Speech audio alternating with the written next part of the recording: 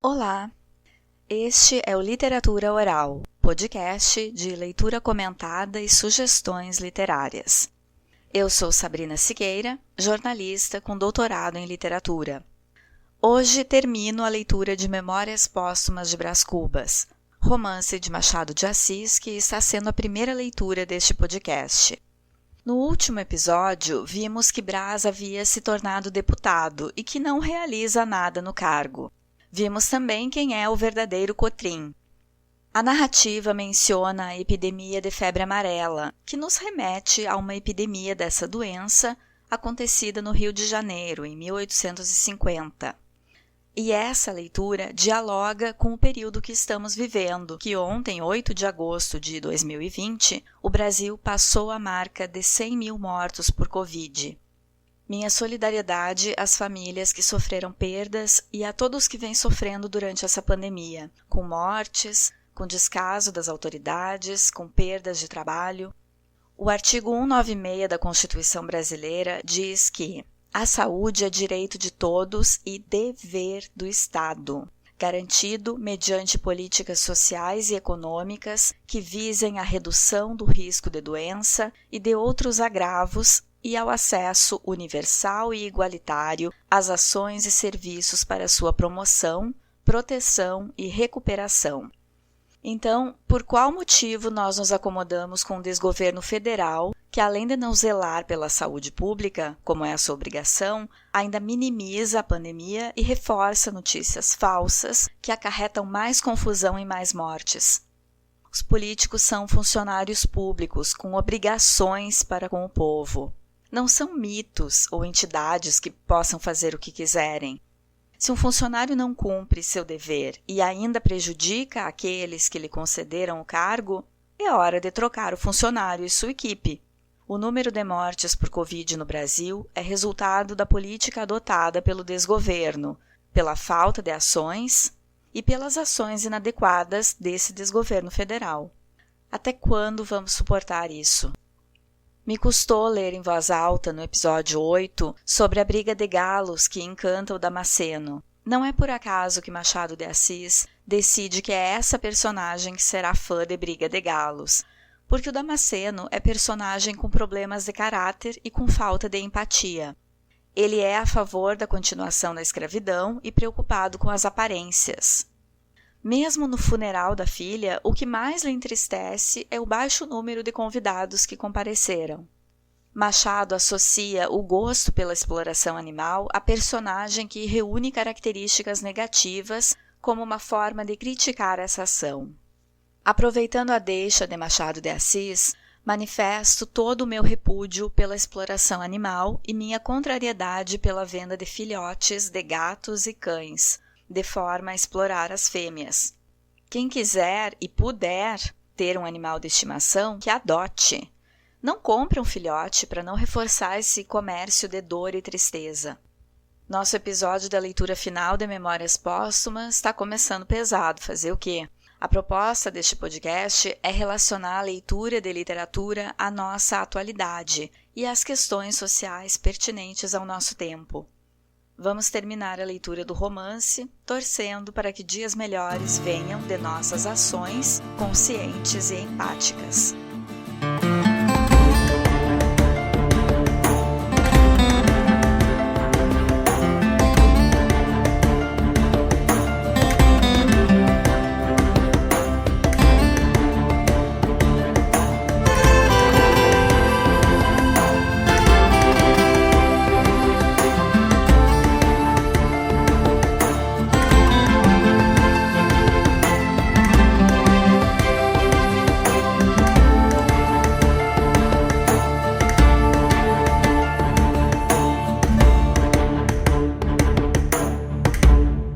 A um crítico.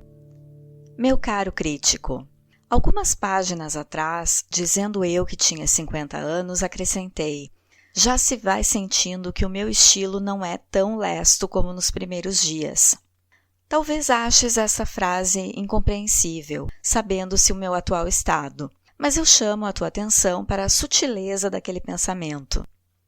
O que eu quero dizer não é que esteja agora mais velho do que quando comecei o livro. A morte não envelhece. Quero dizer, sim, que em cada frase da narração da minha vida experimento a sensação correspondente. Valha-me Deus, é preciso explicar tudo. De como não fui ministro de Estado.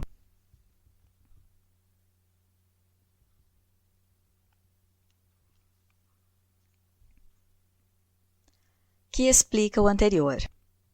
Há coisas que melhor se dizem calando. Tal é a matéria do capítulo anterior. Podem entendê-lo os ambiciosos malogrados. Se a paixão do poder é a mais forte de todas, como alguns inculcam, imaginem o desespero, a dor, o abatimento do dia em que perdi a cadeira da Câmara dos Deputados. Iam-se minhas esperanças todas. Terminava a carreira política. E notem que o Quincas Borba, por induções filosóficas que fez, achou que a minha ambição não era a paixão verdadeira do poder, mas um capricho, um desejo de folgar.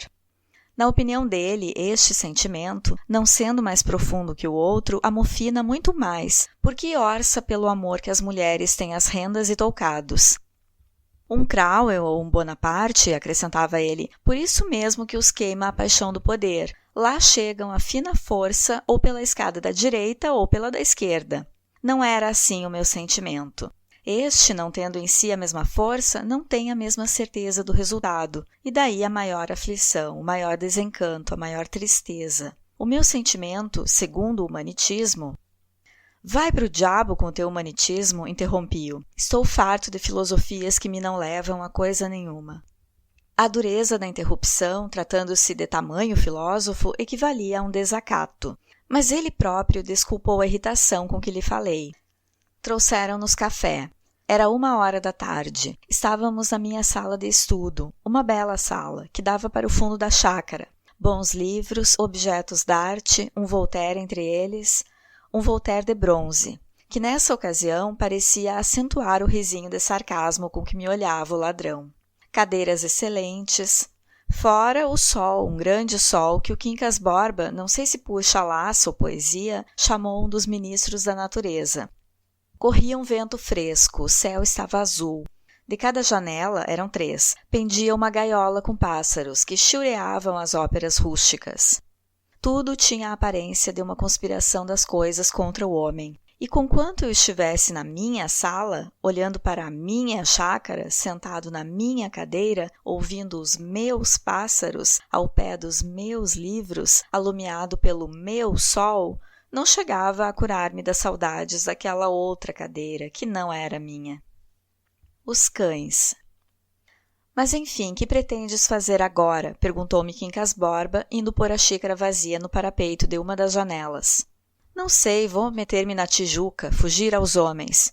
Estou envergonhado, aborrecido. Tantos sonhos, meu caro Borba, tantos sonhos e não sou nada. Nada, interrompeu-me Quincas Borba com um gesto de indignação.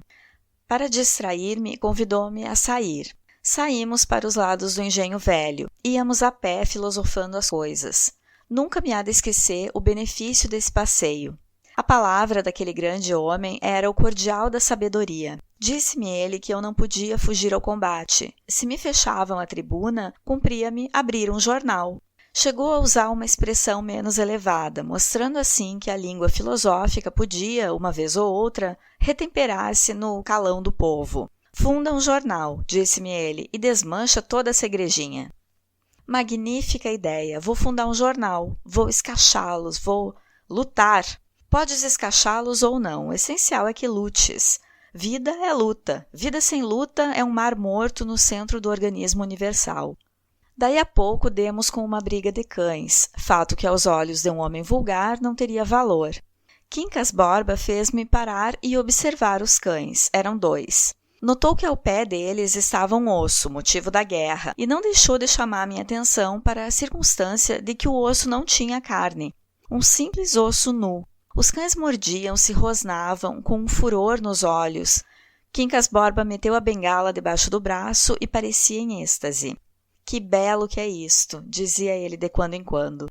Quis arrancá-lo dali, mas não pude. Ele estava arraigado ao chão e só continuou a andar quando a briga cessou inteiramente e um dos cães, mordido e vencido, foi levar a sua fome a outra parte. Notei que ficara sinceramente alegre. posto contivesse a alegria, segundo convinha a um grande filósofo.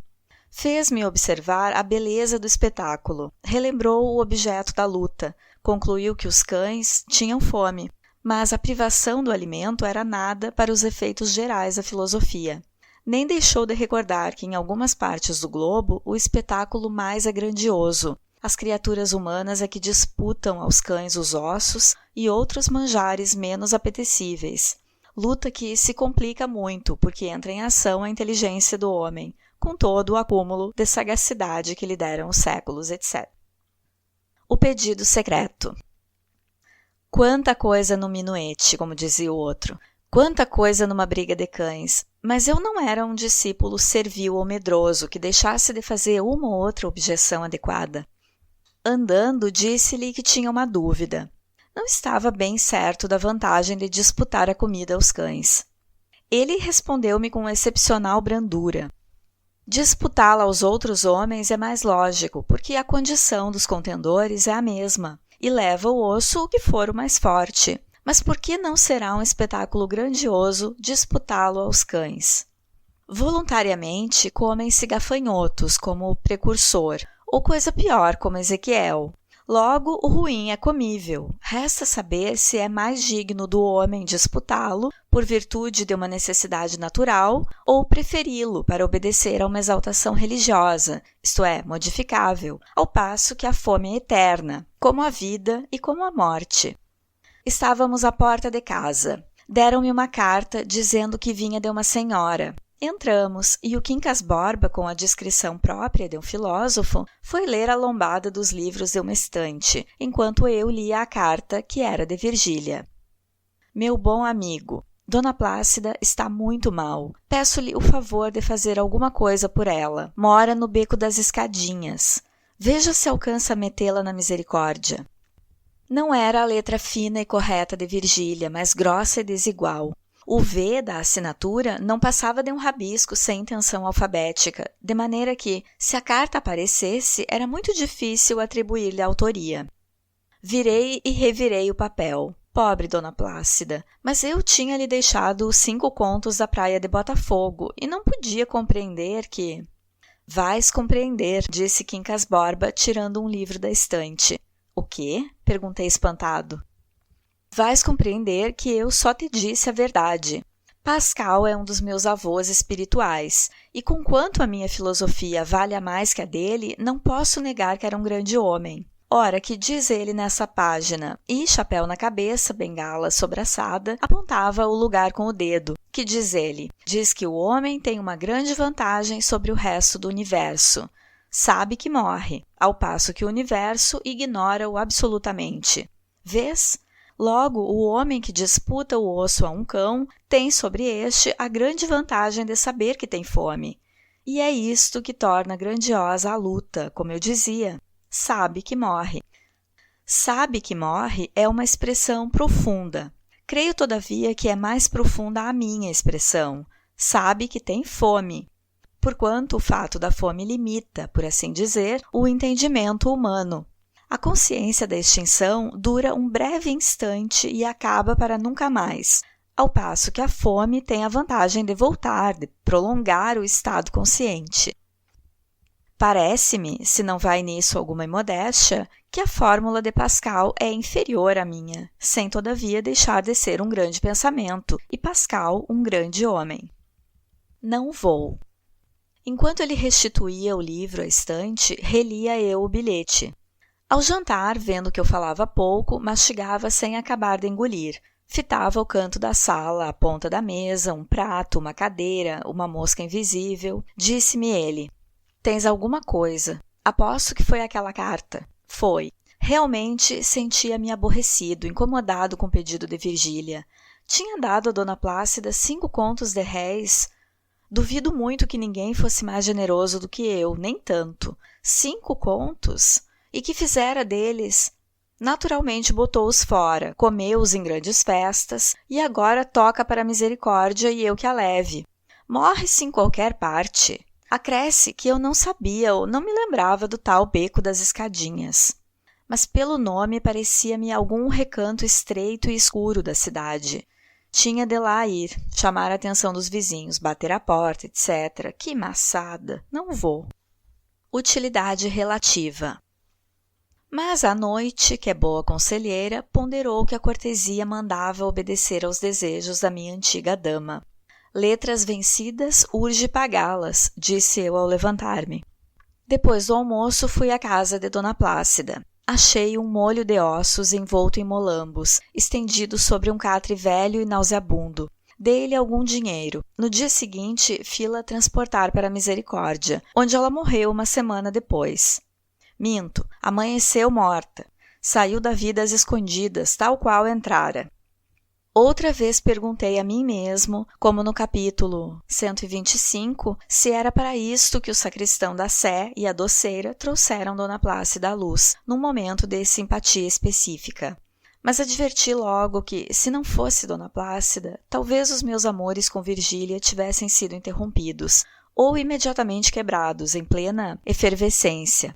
Tal foi, portanto, a utilidade da vida de Dona Plácida. Utilidade relativa, convenho, mas que diacho há absoluto nesse mundo? Simples repetição. Quanto aos 5 contos, não vale a pena dizer que um canteiro da vizinhança fingiu-se namorado de Dona Plácida. Logrou espertar-lhe os sentidos ou a vaidade e casou com ela. No fim de alguns meses, inventou um negócio, vendeu as apólices e fugiu com o dinheiro. Não vale a pena, é o caso dos cães do Quincas Borba. Simples repetição de um capítulo. O programa. Urgia fundar o jornal. Redigi o programa, que era uma aplicação política do humanitismo. Somente como o Quincas Borba não houvesse ainda publicado o livro, que aperfeiçoava de ano em ano, assentamos dele não fazer nenhuma referência. Quincas Borba exigiu apenas uma declaração, autógrafa e reservada, de que alguns princípios novos aplicados à política eram tirados do livro dele, ainda inédito. Era a fina flor dos programas. Prometia curar a sociedade, destruir os abusos, defender os sãos princípios de liberdade e conservação. Fazia um apelo ao comércio e à lavoura. Citava Guizot e Ledru Rollin e acabava com essa ameaça que o Quincas Borba achou mesquinha e local. A nova doutrina que professamos há de inevitavelmente derrubar o atual ministério. Confesso que, nas circunstâncias políticas da ocasião, o programa pareceu-me uma obra-prima. A ameaça do fim, que o Quincas Borba achou mesquinha, demonstrei-lhe que era saturada do mais puro humanitismo, e ele mesmo o confessou depois. Porquanto o humanitismo não excluía nada. As guerras de Napoleão e uma contenda de cabras eram, segundo a nossa doutrina, a mesma sublimidade, com a diferença que os soldados de Napoleão sabiam que morriam, coisa que aparentemente não acontece às cabras. Ora, eu não fazia mais do que aplicar às circunstâncias a nossa fórmula filosófica. Humanitas queria substituir humanitas para consolação de humanitas. Tu és o meu discípulo amado, o meu califa, bradou Quincas Borba com uma nota de ternura que até então lhe não ouvira. Posso dizer como o grande Mohamed, nem que venham agora contra mim o sol e a lua, não recuarei das minhas ideias. Crê, meu caro Brás Cubas, que esta é a verdade eterna, anterior aos mundos, posterior aos séculos. O desatino. Mandei logo para a imprensa uma notícia discreta, dizendo que provavelmente começaria a publicação de um jornal oposicionista daí a algumas semanas, redigido pelo Dr. Brás Cubas. Quincas Borba, a quem li a notícia, pegou da pena e acrescentou ao meu nome, com uma fraternidade verdadeiramente humanística, esta frase: um dos mais gloriosos membros da passada Câmara. No dia seguinte, entra-me em casa o Cotrim. Vinha um pouco transtornado, mas dissimulava, afetando sossego e até alegria. Vira a notícia do jornal e achou que devia, como amigo e parente, dissuadir-me de semelhante ideia. Era um erro fatal. Mostrou que eu ia colocar-me numa situação difícil e, de certa maneira, trancar as portas do parlamento. O ministério não só lhe parecia excelente, o que, aliás, podia não ser a minha opinião, mas com certeza viveria muito, e que podia eu ganhar com indispô-lo contra mim. Sabia que alguns dos ministros me eram afeiçoados, não era impossível uma vaga, e interrompi-o nesse ponto para lhe dizer que meditara muito o passo que ia dar. E não podia recuar uma linha. Cheguei a propor-lhe a leitura do programa, mas ele recusou energicamente, dizendo que não queria ter a mínima parte do meu desatino. É um verdadeiro desatino, repetiu ele. Pense ainda alguns dias e verá que é um desatino. A mesma coisa disse Sabina à noite no teatro. Deixou a filha no camarote com o Cotrim e trouxe-me ao corredor. Mano Brás, que é que você vai fazer? Perguntou-me aflita. Que ideia é essa de provocar o governo sem necessidade quando podia... Expliquei-lhe que não me convinha mendigar uma cadeira no parlamento, que a minha ideia era derrubar o ministério, por não me parecer adequado à situação, e a certa fórmula filosófica. Afiancei que empregaria sempre uma linguagem cortês, embora enérgica. A violência não era a especiaria do meu paladar. Sabina bateu com o leque na ponta dos dedos, abanou a cabeça e tornou ao assunto com um ar de súplica e ameaça, alternadamente. Eu disse-lhe que não, que não e que não. Desenganada, lançou-me em rosto, preferi os conselhos de pessoas estranhas e invejosas aos dela e do marido. Pois siga o que lhe parecer, concluiu. Nós cumprimos a nossa obrigação. Deu-me as costas e voltou ao camarote. O problema é insolúvel. Publiquei o jornal. 24 horas depois, aparecia em outros uma declaração do Cotrim, dizendo em substância que, posto não militasse em nenhum dos partidos em que se dividia a pátria, achava conveniente deixar bem claro que não tinha influência nem parte direta ou indireta na folha de seu cunhado, o doutor Brás Cubas, cujas ideias e procedimento político inteiramente reprovava. O atual ministério, como aliás qualquer outro composto de iguais capacidades, parecia-lhe destinado a promover a felicidade pública. Não podia acabar de crer nos meus olhos. Esfreguei-os 1 e 2 vezes e reli a declaração inoportuna, insólita e enigmática. Se ele nada tinha com os partidos, que lhe importava um incidente tão vulgar como a publicação de uma folha? Nem todos os cidadãos que acham bom ou mal o ministério fazem declarações tais pela imprensa, nem são obrigados a fazê-las. Realmente era um mistério a intrusão do Cotrim nesse negócio, não menos que a sua agressão pessoal. Nossas relações até então tinham sido lianas e benévolas, não me lembrava nenhum dissentimento, nenhuma sombra, nada depois da reconciliação. Ao contrário, as recordações eram de verdadeiros obséquios. Assim, por exemplo, sendo eu deputado, pude obter-lhe uns fornecimentos para o arsenal de marinha, fornecimentos que ele continuava a fazer com a maior pontualidade e dos quais me dizia algumas semanas antes, que no fim de mais de 3 anos podiam dar-lhe uns 200 contos. Pois a lembrança de tamanho obséquio não teve força para obstar que ele viesse a público enxovalhar o cunhado? Devia ser muito poderoso o motivo da declaração, que o fazia cometer ao mesmo tempo um destempero e uma ingratidão. Confesso que era um problema insolúvel. Teoria do benefício. Tão insolúvel que o Quincas Borba não pôde dar com ele, apesar de estudá-lo longamente e com boa vontade. Ora, Deus, concluiu, nem todos os problemas valem 5 minutos de atenção. Quanto à censura da ingratidão, Quincas Borba rejeitou-a inteiramente, não como improvável, mas como absurda, por não obedecer às conclusões de uma boa filosofia humanística. Não me podes negar um fato, disse ele, é que o prazer do beneficiador é sempre maior que o do beneficiado. Que é o benefício? É um ato que faz cessar certa privação do beneficiado. Uma vez produzido o efeito essencial, isto é, uma vez cessada a privação, torna o organismo ao estado anterior, ao estado indiferente.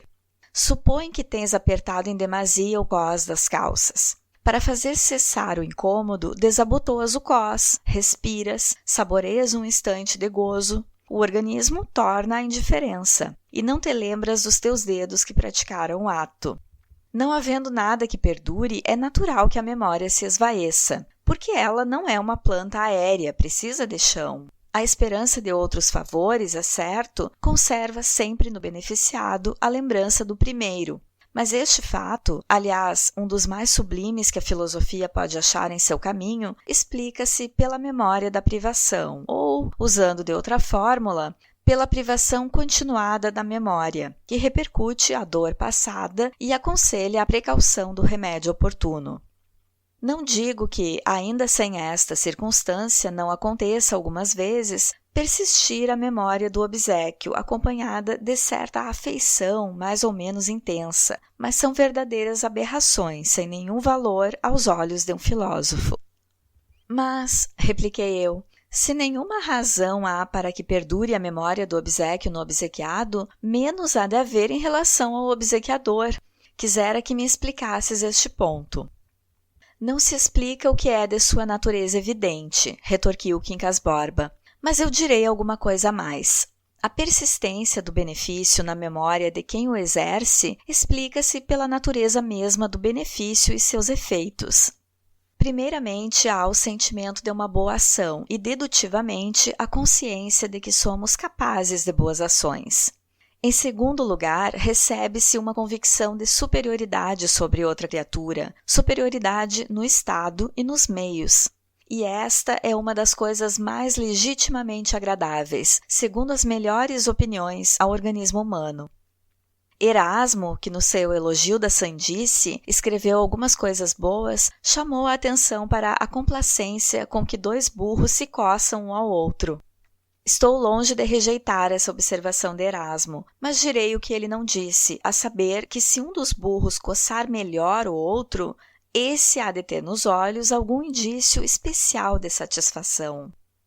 Por que é que uma mulher bonita olha muitas vezes para o espelho? Senão porque se acha bonita e porque isso lhe dá certa superioridade sobre uma multidão de outras mulheres menos bonitas ou absolutamente feias.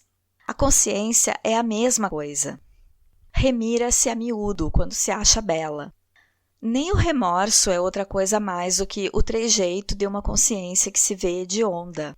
Não esqueças que, sendo tudo uma simples irradiação de humanitas, o benefício e seus efeitos são fenômenos perfeitamente admiráveis.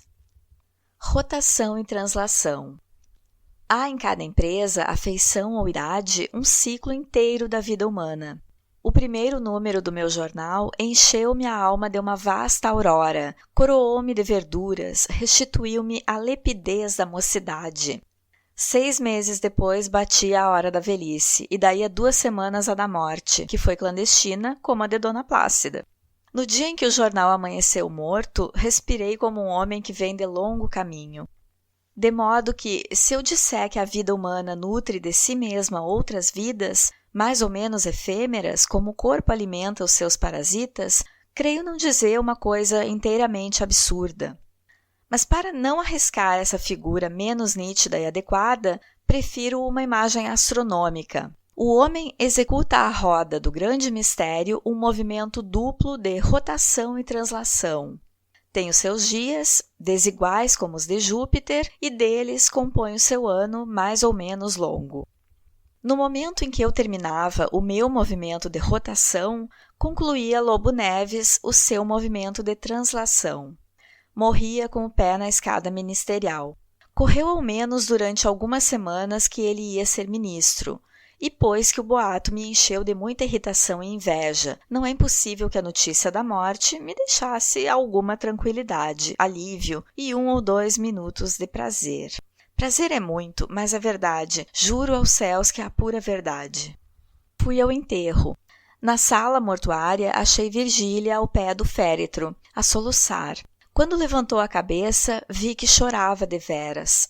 Ao sair do enterro, abraçou-se ao caixão aflita. Vieram tirá-la e levá-la para dentro. Digo-vos que as lágrimas eram verdadeiras.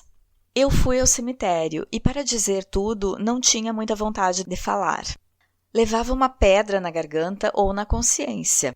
No cemitério, principalmente quando deixei cair a pá de cal sobre o caixão, no fundo da cova, o baque surdo da cal deu-me um estremecimento passageiro, é certo, mas desagradável. E depois, à tarde, tinha o peso e a cor do chumbo. O cemitério, as roupas pretas. Filosofia dos epitáfios. Saí, afastando-me dos grupos e fingindo ler os epitáfios. E, aliás, gosto dos epitáfios. Eles são, entre a gente civilizada, uma expressão daquele pio e secreto egoísmo que induz o homem a arrancar à morte um farrapo ao menos da sombra que passou. Daí vem, talvez, a tristeza inconsolável dos que sabem os seus mortos na vala comum. Parece-lhes que a podridão anônima os alcança a eles mesmos. A moeda de Vespasiano. Tinham ido todos, só o meu carro esperava pelo dono. Acendi um charuto. Afastei-me do cemitério. Não podia sacudir dos olhos a cerimônia do enterro, nem dos ouvidos os soluços de Virgília. Os soluços, principalmente, tinham o som vago e misterioso de um problema. Virgília traíra o marido, com sinceridade, e agora chorava-o com sinceridade. Eis uma combinação difícil que não pude fazer em todo o trajeto. Em casa, porém, apeando-me do carro, suspeitei que a combinação era possível e até fácil. Meiga natura. A taxa da dor é como a moeda de Vespasiano, não cheira a origem e tanto se colhe do mal como do bem. A moral repreenderá, porventura, a minha cúmplice. É o que não te importa, implacável amiga, uma vez que lhe recebeste pontualmente as lágrimas. Meiga, 3 vezes meiga natura. O alienista. Começo a ficar patético e prefiro dormir. Dormi, sonhei que era nababo e acordei com a ideia de ser nababo. Eu gostava, às vezes, de imaginar esses contrastes de região, estado e credo. Alguns dias antes tinha pensado na hipótese de uma revolução social, religiosa e política, que transferisse o arcebispo de Cantuária a simples coletor de Petrópolis, e fiz longos cálculos para saber se o coletor eliminaria o arcebispo, ou se o arcebispo rejeitaria o coletor, ou que porção de arcebispo pode jazer num coletor, ou que soma de coletor pode combinar com o arcebispo, etc. Questões insolúveis, aparentemente, mas na realidade perfeitamente solúveis, desde que se atenda que pode haver num arcebispo 2 arcebispos, o da bula e o outro. Está dito, vou ser nababo. Era um simples gracejo. Disse-o, todavia, ao Quincas Borba, que olhou para mim com certa cautela e pena, levando a sua bondade a comunicar-me que eu estava doido. Ri-me a princípio, mas a nobre convicção do filósofo incutiu-me certo medo. A única objeção contra a palavra do Quincas Borba é que não me sentia doido, mas não tendo geralmente os doidos outro conceito de si mesmos, tal objeção ficava sem valor. E vede se há algum fundamento na crença popular de que os filósofos são homens alheios às coisas mínimas. No dia seguinte, mandou-me o Quincas Borba um alienista. Conhecia-o, fiquei aterrado. Ele, porém, ouve-se com a maior delicadeza e habilidade, despedindo-se tão alegremente que me animou a perguntar-lhe se deveras me não achava doido. Não, disse ele sorrindo, raros homens terão tanto juízo como o senhor. Então o Quincas Borba enganou-se? Redondamente. E depois, ao contrário, se é amigo dele, peço-lhe que o distraia, que... Justos céus, parece-lhe um homem de tamanho espírito, um filósofo. Não importa, a loucura entra em todas as casas. Imaginem a minha aflição. O alienista, vendo o efeito de suas palavras, reconheceu que eu era amigo do Quincas Borba e tratou de diminuir a gravidade da advertência. Observou que podia não ser nada e acrescentou até que um grãozinho de sandice, longe de fazer mal, dava certo pico à vida. Como eu rejeitasse com horror essa opinião, o alienista sorriu e disse-me uma coisa tão extraordinária, que não merece menos de um capítulo. Os navios do Pireu. Há de lembrar-se, disse-me o alienista, daquele famoso maníaco ateniense que supunha que todos os navios entrados no Pireu eram de sua propriedade. Não passava de um pobretão que talvez não tivesse para dormir a cuba de Diógenes, mas a posse imaginária dos navios valia por todas as dracmas de Hélade. Ora bem, há em todos nós um maníaco de Atenas, e quem jurar que não possui alguma vez mentalmente 2 ou 3 patachos, pelo menos, pode crer que jura falso. Também o senhor? Perguntei-lhe. Também eu. Também eu? Também o senhor. E o seu criado, não menos, se é seu criado esse homem que ali está sacudindo os tapetes à janela. De fato, era um dos meus criados que batia os tapetes, enquanto nós falávamos no jardim ao lado. O alienista notou então que ele escancarara as janelas todas desde longo tempo, que alçara as cortinas, que devassara o mais possível a sala, ricamente alfaiada, para que a vissem de fora, e concluiu: este seu criado tem a mania do ateniense. Crê que os navios são dele, uma hora de ilusão que lhe dá a maior felicidade da terra. Reflexão cordial. Se o alienista tem razão, disse eu comigo, não haverá muito que lastimar o Quincas Borba. É uma questão de mais ou de menos. Contudo, é justo cuidar dele e evitar que lhe entrem no cérebro maníacos de outras paragens. Orgulho da servilidade. Quincas Borba divergiu do alienista em relação ao meu criado.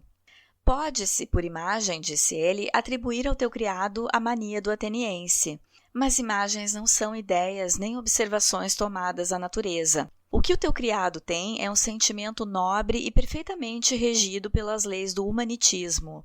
É o orgulho da servilidade. A intenção dele é mostrar que não é criado de qualquer.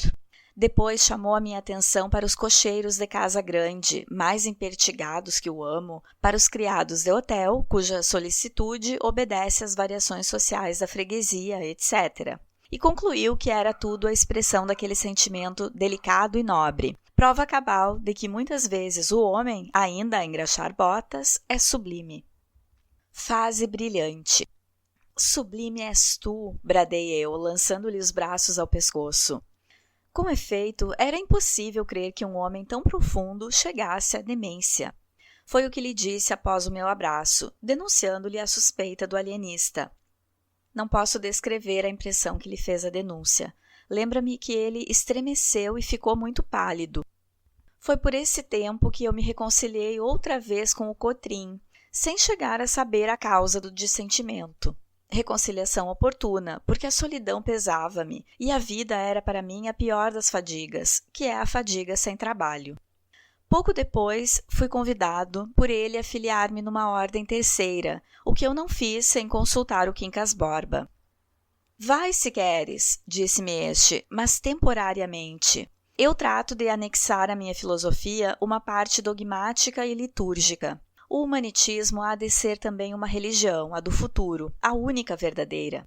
O cristianismo é bom para as mulheres e os mendigos, e as outras religiões não valem mais do que essa. Orçam todas pela mesma vulgaridade ou fraqueza. O paraíso cristão é um digno êmulo do paraíso muçulmano. E quanto ao nirvana de Buda, não passa de uma concepção de paralíticos. Verás o que é a religião humanística. A absorção final, a fase contrativa, é a reconstituição da substância, não o seu aniquilamento, etc. Vai aonde te chamam. Não esqueças, porém, que és o meu califa. E vede agora a minha modéstia. Filiei-me na ordem terceira de asteriscos. Exerci ali alguns cargos. Foi essa a fase mais brilhante da minha vida. Não obstante, calo-me, não digo nada, não conto os meus serviços, o que fiz aos pobres e aos enfermos, nem as recompensas que recebi, nada, não digo absolutamente nada. Talvez a economia social pudesse ganhar alguma coisa se eu mostrasse como todo e qualquer prêmio estranho vale pouco ao lado do prêmio subjetivo e imediato. Mas seria romper o silêncio que jurei guardar neste ponto. Demais, os fenômenos da consciência são de difícil análise. Por outro lado, se contasse um, teria de contar todos os que a ele se prendessem e acabava fazendo um capítulo de psicologia. Afirmo somente que foi a fase mais brilhante da minha vida. Os quadros eram tristes. Tinham a monotonia da desgraça, que é tão aborrecida como a do gozo e talvez pior. Mas a alegria que se dá à alma dos doentes e dos pobres é recompensa de algum valor. E não me digam que é negativa só por recebê-la o obsequiado. Não, eu recebia de um modo reflexo e ainda assim grande, tão grande que me dava excelente ideia de mim mesmo. 2 encontros. No fim de alguns anos, 3 ou 4, estava enfarado do ofício e deixei-o, não sem um donativo importante, que me deu direito ao retrato na sacristia. Não acabarei, porém, o capítulo sem dizer que vi morrer no hospital da ordem, adivinhem quem? A linda Marcela, e vi-a morrer no mesmo dia em que, visitando um cortiço para distribuir esmolas, achei, agora que não são capazes de adivinhar, achei a flor da moita, Eugênia, a filha de Dona Eusébia e do Vilaça, tão coxa como a deixara, e ainda mais triste.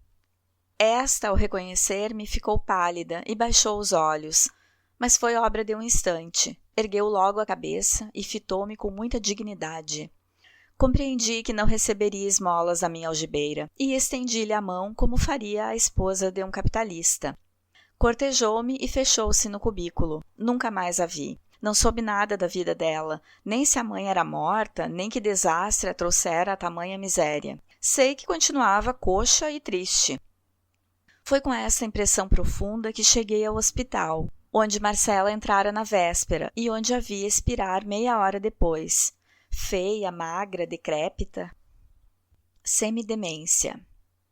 Compreendi que estava velho e precisava de uma força. Mas o Quincas Borba partira 6 meses antes para Minas Gerais e levou consigo a melhor das filosofias. Voltou 4 meses depois e entrou-me em casa certa manhã, quase no estado em que eu o vira no passeio público. A diferença é que o olhar era outro. Vinha demente. Contou-me que, para o fim de aperfeiçoar o humanitismo, queimara o manuscrito todo e ia recomeçá-lo. A parte dogmática ficava completa, embora não escrita. Era a verdadeira religião do futuro. Juras por humanitas? Perguntou-me. Sabes que sim. A voz mal podia sair-me do peito, e aliás não tinha descoberto toda a cruel verdade. Quincas Borba não só estava louco, mas sabia que estava louco, e esse resto de consciência, como uma frouxa lamparina no meio das trevas, complicava muito o horror da situação. Sabia-o e não se irritava contra o mal. Ao contrário, dizia-me que era ainda uma prova de humanitas, que assim brincava consigo mesmo. Recitava-me longos capítulos do livro e antífonas e litanias espirituais. Chegou até a reproduzir uma dança sacra que inventara para as cerimônias do humanitismo. A graça lúgubre com que ele levantava e sacudia as pernas era singularmente fantástica. Outras vezes amuava-se a um canto, com os olhos fitos no ar, uns olhos em que, de longe em longe, fulgurava um raio persistente da razão, triste como uma lágrima. Morreu pouco tempo depois, em minha casa, jurando e repetindo sempre que a dor era uma ilusão e que Pangloss, o caluniado Pangloss, não era tão tolo como supôs Voltaire. Das negativas. Entre a morte do Quincas Borba e a minha, mediaram os sucessos narrados na primeira parte do livro. O principal deles foi a invenção do emplasto Brás Cubas, que morreu comigo por causa da moléstia que apanhei. Divino emplasto, tu me darias o primeiro lugar entre os homens, acima da ciência e da riqueza, porque eras a genuína e direta inspiração do céu. O caso determinou o contrário, e aí vos ficais eternamente hipocondríacos. Este último capítulo é todo de negativas. Não alcancei a celebridade do emplasto, não fui ministro, não fui califa, não conheci o casamento. Verdade é que, ao lado dessas faltas, coube-me a boa fortuna de não comprar o pão com o suor do meu rosto.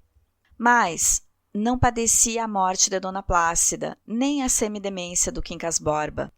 Somadas umas coisas e outras, qualquer pessoa imaginará que não houve míngua nem sobra, e conseguintemente que saí quite com a vida. E imaginará mal, porque ao chegar a este outro lado do mistério, achei-me com um pequeno saldo, que é a derradeira negativa deste capítulo de negativas. Não tive filhos. Não transmiti a nenhuma criatura o legado da nossa miséria. Fim.